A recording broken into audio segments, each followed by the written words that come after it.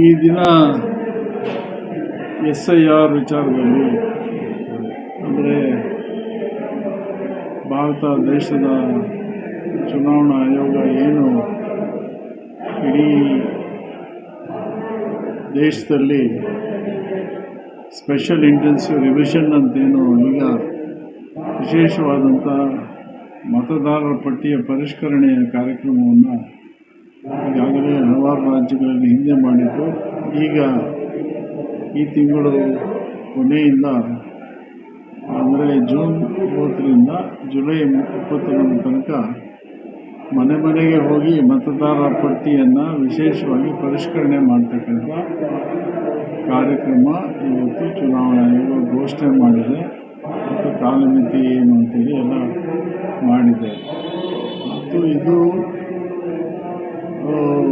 ಬಹುಶಃ ಈ ವಿಶೇಷವಾದಂಥ ಮತದಾರರ ಪರಿಷ್ಕರಣೆ ಆಗುತ್ತೆ ದೇಶದಲ್ಲಿ, ಇಲ್ಲ ಅಂತಲ್ಲ. ಆದರೆ ಇವತ್ತು ಎಲ್ಲಿ ವಿರೋಧ ಪಕ್ಷಗಳು ಆಡಳಿತ ನಡೆಸ್ತಾ ಇದ್ದಾವೆ ಅಥವಾ ಎಲ್ಲಿ ಕಾಂಗ್ರೆಸ್ ಪಕ್ಷ ಆಡಳಿತ ನಡೆಸ್ತಾ ಇದೆ, ಆ ರಾಜ್ಯಗಳಲ್ಲಿ ವಿಶೇಷವಾದಂಥ ಒತ್ತನ್ನು ಕೊಟ್ಟು ಈ ಒಂದು ಮತದಾರ ಪರಿಷ್ಕರಣೆ ನೆಪದಲ್ಲಿ ಮತದಾರ ಪಟ್ಟಿಯಿಂದ ಬಡವರು, ಶೋಷಿತರು, ಮಹಿಳೆಯರು, ವಲಸಿಗರ ಹೆಸರುಗಳನ್ನು ತೆಗೆಯುವಂಥ ಹುನ್ನಾರ ಇವತ್ತು BJP ಸರ್ಕಾರ ಮಾಡ್ತಾ ಇದೆ. ಇದಕ್ಕೆ ಸಾಬೀತುಪಡಿಸುವಂತೆ ಇತ್ತೀಚೆಗೆ ನಡೆದ ಬೇರೆ ರಾಜ್ಯಗಳಲ್ಲಿ ನಡೆದಂಥ ಚುನಾವಣೆಗಳೇ ಸಾಕ್ಷಿ. ಬಿಹಾರಲ್ಲಿ ಕೂಡ ಮತಚೋರಿ ಅಂತೇನು ಹಿಂದೆ ರಾಹುಲ್ ಗಾಂಧಿಯವರು ದೊಡ್ಡ ಹೋರಾಟ ಮಾಡಿದ್ರು, ಅಲ್ಲಿ ನಿಜವಾಗ್ಲೂ ಕೂಡ ಮತಚೋರಿ ನಡೀತು. ನಡೆದೇ ಅದು ಬಿಹಾರಲ್ಲಿ ಮತದಾರ ಪಟ್ಟಿಗಳಿಂದ ಎಲ್ಲೋ ಸೇರಿಕೊಂಡು ಹೆಸರನ್ನು ಕೈಬಿಟ್ಟು ಸೋಲುವಂಥ ಪರಿಸ್ಥಿತಿ.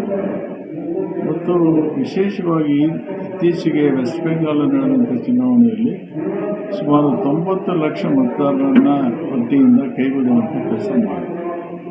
ಸುಪ್ರೀಂ ಕೋರ್ಟ್ ಕೂಡ ದಾವೆ ಮಾಡಿದ್ರು ಕೂಡ ಸುಪ್ರೀಂ ಕೋರ್ಟ್ ಇಲ್ಲ, ಇದು ಸಂವಿಧಾನಬದ್ಧವಾದಂಥ ಒಂದು ಪ್ರಕ್ರಿಯೆ, ಇದರಲ್ಲಿ ಏನಾದರೂ ಹೆಚ್ಚು ಕಡಿಮೆ ಅದನ್ನು ಪ್ರಶ್ನೆ ಮಾಡ್ಬೋದು, ಆದರೆ ಇದು ಮಾಡೋದೇ ತಪ್ಪು ಅಂತ ಹೇಳಬಾರ್ದಿಲ್ಲ ಅಂತೇಳಿ ಚುನಾವಣಾ ಆಯೋಗಕ್ಕೆ ಅದರ ಪರವಾಗಿ ತೀರ್ಪನ್ನು ಕೊಟ್ಟಿರ್ತಕ್ಕಂಥದ್ದು.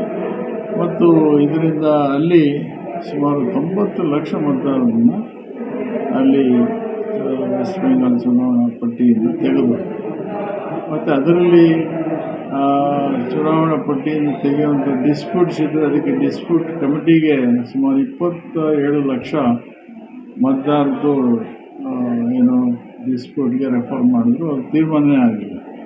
ಒಟ್ಟಾರೆ 90 ಲಕ್ಷ ಮತದಾರರು ತೆಗೆದಿರೋದ್ರಿಂದ ಇವತ್ತು ವೆಸ್ಟ್ ಬೆಂಗಾಲಲ್ಲಿ ಸಂಪೂರ್ಣ ತೃಣಮೂಲ ಕಾಂಗ್ರೆಸ್ಸು ಅಧಿಕಾರ ಕಳ್ಕೊಳ್ತಕ್ಕಂಥದ್ದು, ಕೇವಲ 80 ಸೀಟ್ ಬಂದಿರತಕ್ಕಂಥದ್ದು, BJPಗೆ 2 ಪಟ್ಟು ಬಂದಿರತಕ್ಕಂಥದ್ದು, ಇದೇನೂ ಇಲ್ಲ SIR ಇಂದಲೇ ಆಗಿದ್ದು ಅಂತಕ್ಕಂಥದ್ದು ಸಾಬೀತಾಗಿದೆ. ಹಾಗಾಗಿ ಕರ್ನಾಟಕ ರಾಜ್ಯದಲ್ಲೂ ಕೂಡ ಈ ಕೆಲಸ ಮಾಡಬೇಕು, ಇಲ್ಲಿ ಕಾಂಗ್ರೆಸ್ ಪಕ್ಷವನ್ನು ಅಧಿಕಾರದಿಂದ ಬರುವಂಥ ಚುನಾವಣೆ ತೆಗಿಬೇಕು ಅನ್ನೋ ಹುನ್ನಾರ ಇಟ್ಕೊಂಡು ಇದನ್ನು ಪರಿಷ್ಕರಣೆ ನೆಪದಲ್ಲಿ ಒಳಸಂಚು ಮಾಡಿ ಮತದಾರ ಪಟ್ಟಿಯನ್ನು ತೆಗೆಯುವಂಥ ಕೆಲಸ ಮಾಡ್ತಾ ಇದ್ದಾರೆ ಅಂತೇಳಿ ಈಗಾಗಲೇ ಎಚ್ಚೆತ್ತುಕೊಂಡು ಕರ್ನಾಟಕ ಸರ್ಕಾರ ಎಲ್ಲ ಇದ್ರ ಬಗ್ಗೆ ವಿಶೇಷವಾದಂಥ ಕಾಳಜಿಯನ್ನು ಮಾಡಬೇಕು. ಪ್ರತಿ ಹಳ್ಳಿಯಲ್ಲಿ ಕೂಡ ಬೂತ್ ಮಟ್ಟದ ಏಜೆಂಟ್ಸ್ ಏನಿದ್ದಾರೆ ಅಥವಾ ಕಾರ್ಯಕರ್ತರೇನಿದ್ದಾರೆ ಅವರ ಗಮನ ತಗೊಂಡು ಈ ಪರಿಷ್ಕರಣೆಯಲ್ಲಿ ಯಾವ ವಿನಾಕಾರಣ ಮತದಾರರ ಹೆಸರನ್ನು ಕೈ ಬಿಡುವಂಥ ಕೆಲಸ ಆಗಬಾರ್ದು, ಎಚ್ಚರಿಕೆಯಿಂದ ಇರಬೇಕು. ಹಾಗಾಗಿ ಅವರಿಗೆ ಯಾವ ರೀತಿ ಮಾಡ್ಬೋದು ಅಂತೇಳಿ ಅದರ ಒಂದು ರೂಪುರೇಷೆಗಳ ಬಗ್ಗೆ BLAಸ್ಗೆ ಮತ್ತು ಡೆಲಿಗೇಟ್ಸ್ಗೆ ಅಥವಾ ಮುಖಂಡರಿಗೆ ಒಂದು ವಿಚಾರ ಸಂಕಿರಣವನ್ನು ಮಾಡಿ ಅವರಿಗೆ ತಿಳಿಪಡಿಸ್ತಕ್ಕಂಥ ಪ್ರಯತ್ನವನ್ನು ಇವತ್ತು ನಾವು ಮಾಡ್ತಾಯಿದ್ದೀವಿ. ಆಮೇಲೆ ಜಾಗೃತಿ ಕರ್ನಾಟಕ ಅಂತಕ್ಕಂಥ ಒಂದು ಸ್ವಾಯತ್ತ ಸಂಸ್ಥೆ, ಒಂದು ಜಾಗೃತಿಯನ್ನು ಮೂಡಿಸ್ತಕ್ಕಂಥ ಸಂಸ್ಥೆ, ಡಾಕ್ಟರ್ ವಾಸು ಅವರು eedina.com ಅಂತಂಥ ಚಾನಲ್ನ ಕೂಡ ನಡೆಸ್ತಾ ಇರ್ತಕ್ಕಂಥದ್ದು. ಮತ್ತು ಇನ್ನೂ ಅನೇಕ ಸಂಘಟನಾತ್ಮಕವಾಗಿ ಅನೇಕ ವಿಚಾರ ಸಂಕಿರಣಗಳು ಮಾಡ್ತಕ್ಕಂಥದ್ದು ಮತ್ತು ಜನರ ಏನು ಹಲವಾರು ವಿಚಾರಗಳಿವೆ. ಪ್ರಜಾಪ್ರಭುತ್ವ ಮೌಲ್ಯಗಳನ್ನು ಯಾವ ರೀತಿ ಎತ್ತಿಡಬೇಕು, ರಕ್ಷಣೆ ಮಾಡ್ಕೋಬೇಕು ಮತ್ತು ಈ ದೇಶದ ಏನು ಈ ಪ್ರಜಾಪ್ರವ್ಯವಸ್ಥೆಯನ್ನು ಹೇಗೆ ಉಳಿಸ್ಕೋಬೇಕು ಅನ್ನೋ ರೀತಿಯಲ್ಲಿ ಚುನಾವಣೆಗಳೇ ಮೂಲ, ಯಾವುದಕ್ಕೂ ಕೂಡ ಚುನಾವಣೆಗಳೇ ಮೂಲ. ಅದಕ್ಕೆ ಪೂರಕವಾಗಿ ಪ್ರತಿ ಹಳ್ಳಿಯಲ್ಲಿ ಕೂಡ ತರಬೇತಿ ಕೊಡಬೇಕು ಅನ್ನೋ ದೃಷ್ಟಿಯಲ್ಲಿ ಇವತ್ತು ನಾವು ಕಾರ್ಯಗಳನ್ನು ಮಾಡ್ತಾಯಿದ್ದೇವೆ. ಇದು ಮೊದಲನೇ ಪ್ರಯತ್ನ.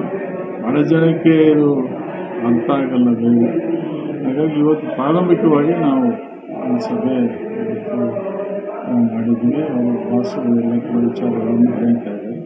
ಮತ್ತು ಮುಂದುವರೆದು ನಾವು ಏನು ಚುನಾವಣಾ ಆಯೋಗ ಈ ಪ್ರಕ್ರಿಯೆಗಳನ್ನು ಪ್ರಾರಂಭ ಮಾಡಿದ್ದು ಅದ್ರ ಒಳಗಡೆನೇ ನಾವು ಪ್ರತಿ ಪಂಚಾಯತಿಯಲ್ಲಿ ಕೂಡ ಮತ್ತೆ ಜಾಗೃತಿಯನ್ನು ತಂದು ಪ್ರತಿ ಹಳ್ಳಿಯಲ್ಲಿ ಕೂಡ ಬೂತ್ ಮಟ್ಟದಲ್ಲಿ ಕಾರ್ಯಕರ್ತರಿಗೆ BLAಗಳಿಗೆ ಅವರಿಗೆ ತಾಕೀತು ಮಾಡಿ ಜಾಗೃತಿ ಮಾಡಿ ವಿನಾಕಾರಣ ಯಾರಿಗೂ ಕೂಡ ಮತದಾರ ಪಟ್ಟಿಯಿಂದ ಹೆಸರು ತೆಗೆದಂಗೆ ಎಚ್ಚರಿಕೆಯನ್ನು ವಹಿಸಬೇಕು ಅನ್ನೋ ದೃಷ್ಟಿಯಲ್ಲಿ ಇವತ್ತು ನಾವು ಇದನ್ನು ಮಾಡಿದ್ದೀವಿ. ನಾನು ಈ ಸಂದರ್ಭದಲ್ಲಿ ಜಾಗೃತ ಕರ್ನಾಟಕ ವಾಸು ಮತ್ತು ಅವರ ತಂಡದವರಿಗೆ ವಿಶೇಷವಾದಂಥ ಅಭಿನಂದನೆ ಸಲ್ಲಿಸ್ತೇನೆ. ಮತ್ತು ಇದನ್ನು ಲಾಜಿಕಲ್ ಎಂಡ್ ಅಂತ ಏನು ಹೇಳ್ತೀವಿ, ಇದನ್ನು ತೆಗೆದುಕೊಂಡು ಹೋಗೋದಕ್ಕೆ ಯಾವ್ಯಾವ ರಾಜ್ಯದ ನೂತನ ಮುಖ್ಯಮಂತ್ರಿಗಳು ಕೂಡ ಕರೆ ಕೊಟ್ಟಿದ್ದಾರೆ. ಬಹುಶಃ ಇದು ಇಡೀ ರಾಜ್ಯದಲ್ಲಿ ಕಾಂಗ್ರೆಸ್ ಪಕ್ಷ ವಿಶೇಷವಾದಂಥ ಆಸಕ್ತಿಯನ್ನು ತಗೊಂಡು ಈ SIR ಅಲ್ಲಿ ಮೋಸ ಆಗೋ ರೀತಿಯಲ್ಲಿ ಬಡವರದು, ಶೋಷಿತರು, ವಲಸಿಗರದು ಇವರೆಲ್ಲ ಸಾಧಾರಣ ಕಾಂಗ್ರೆಸ್ ಓಟ್ ಹಾಕ್ತಾರೆ. ಸೊ ಹಾಗಾಗಿ ಓಟೆ ಕಿತ್ತಾಕಿದ್ರೆ ಕಾಂಗ್ರೆಸ್ಸು ಹೋಗುತ್ತೆ ಅನ್ನೋ ದೃಷ್ಟಿಯಲ್ಲಿ ಮಾಡ್ತಾರೆ. ಸೊ ನಾವು ಜಾಗೃತರಾಗೋದಕ್ಕೆ ನಮ್ಮ ಇಲ್ಲಿ ನಾವು ತರಬೇತಿಯನ್ನು ಮಾಡಿಸಿದ್ವಿ. ಇದನ್ನು ಈ ಈಗ ತಿಂಗಳ ಕೊನೆಯವರೆಗೆ ಒಂದು ಲಾಜಿಕಲ್ ಎಂಡಿಗೆ ತಗೊಂಡೋಗಿ ಕಾರ್ಯಕರ್ತರಿಗೆ BLAಗಳಿಗೆ ತರಬೇತಿಯನ್ನು ಕೊಟ್ಟು ಈ ವ್ಯವಸ್ಥೆಯನ್ನು ಉಳಿಸ್ತಕ್ಕಂಥ ಪ್ರಯತ್ನ ಮಾಡ್ತೀವಿ.